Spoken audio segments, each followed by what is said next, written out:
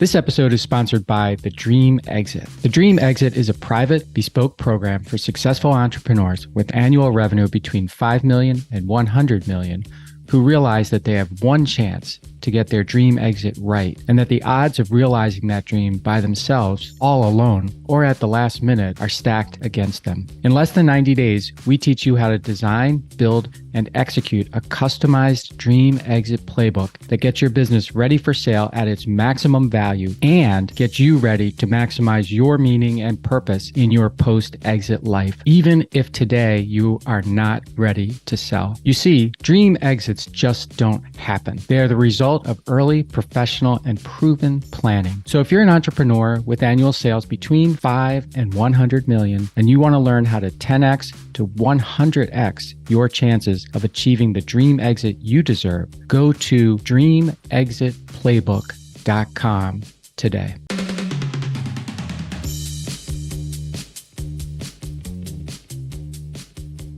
Hey everybody, welcome back to this Free Thinking Friday solo episode of the How to Happen podcast. I'm Mike, and thank you so much for joining me again. And today this is going to be a little bit of a weird episode.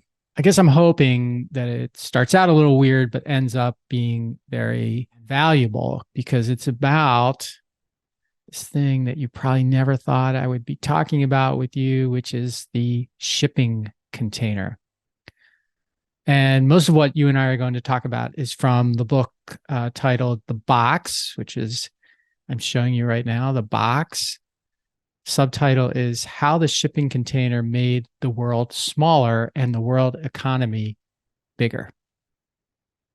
So let's start with what a shipping container is. And I'm sure that all of you have been stuck at a railroad crossing and watched a very long freight train go by loaded with hundreds of shipping containers, usually two to each freight car, one stacked on top of the other, or maybe still attached to a chassis with wheels, so they look like a semi-trailer on the train, which they are.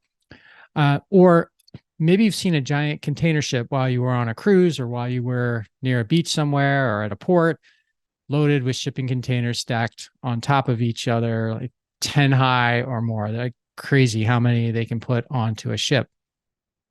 And when you see them, you wonder, what's in those things, right? Well, the simple answer is that everything is in those things, especially any product that came here to the US or is going there, anywhere else in the world. It's in a shipping container almost always, but it wasn't always that way.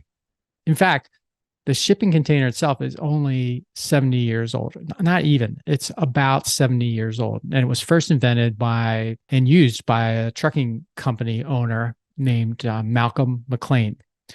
And the first ever shipment of containers left the port of Newark, New Jersey, in April of 1956 on a journey to Houston, Texas. There were 58 containers aboard that day. And that shipment that day in April 1956 changed our world more than almost any other invention or innovation ever.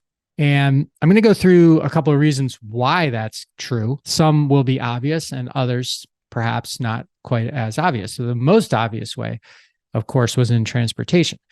So once goods could be placed into a shipping container that were uniformly sized. I mean, they're different in terms of length, but they're all the same width and height generally, and can be stacked on top of each other, which was huge. But they also could be easily moved from or to any transportation vehicle. So they could move from a truck to a train, for example, or a train to a ship, and vice versa. And of course, the capability for that grew over time. So it didn't all happen in 1956, but it all happened shortly thereafter. And once that happened, the doors were open to a cheap and a uniform global economy. And without that, we wouldn't have as cheap or as uniform of a global economy system that we do. And it was such a brilliant idea and discovery that, and you know this because it has barely changed since 1956. You can buy a container from, if they're still around, from 1956, and it will look pretty much like a container built in 2023. So just think about that. It's like perfect from the get-go kind of thing. But that was only one way that the shipping container changed things. So here are some others that may not be as obvious, right? So the shipping container so reduced the need for warehouses on waterways like rivers and channels and bays and that kind of thing that were built to hold these bulky goods, like goods that, just think like clothes and cars and lawnmowers and you name it. They're not exactly easy to just store somewhere. And so these warehouses had to be close to the water so that all of these bulky goods could be delivered there and then moved onto a ship from there. And so when the shipping container eliminated the need for that because it was loaded sort of right where the goods were made, for example, at the factory, it opened up some of the most valuable waterfront property in cities everywhere in the world. It basically led to high-end urbanization in most cities because until the shipping container came along, all of that property was very valuable to manufacturers and to warehouses. And then when you didn't need to be near the water anymore because you had shipping containers, that land could be redeveloped, and that's where the high-rise condos are, and that's where the big apartment complexes is, and that's where the fancy restaurants are, and on and on.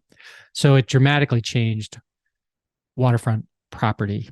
It also had a huge impact on labor, of course, because it eliminated the need for the many, many, many workers who were used to move previously uncontainerized goods from trucks, trains, and ships into and out of these warehouses and then back onto trucks, trains, and ships. It was a very inefficient, dangerous job, time-consuming, and costly. And so shipping container got rid of all of that. The shipping container changed the railroad and trucking industries as well. So at one time they were totally separate systems. Now they could collaborate and work together to dramatically improve the efficiency and the cost of moving goods a long way. So using, for example, the train for the bulk of the move, and then the truck for the initial leg to the train, and then the final leg from the train to the customer. And the last dramatic impact that I want to share with you today is on the environment. The shipping container has probably done more to reduce pollution than any other invention or system we've ever seen in history. I recently saw Elon Musk kind of take credit for how dramatically Tesla has changed the environment or impacted the environment. There's probably a lot to that, but I think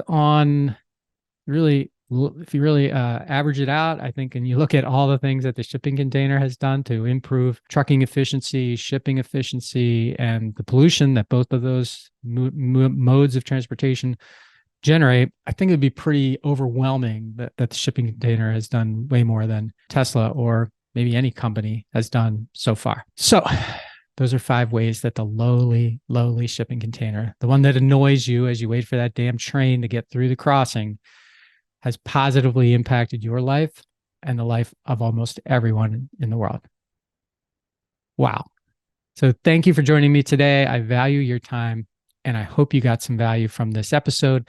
If you'd like to learn more about the shipping container and how it changed and is still changing the world, our world, pick up the book, The Box. Here it is, by Marc Levinson, and you can learn more there. It is a very big book that just goes to tell you how many incredible, impactful changes the shipping container is responsible for. So thank you for joining me, and until next time.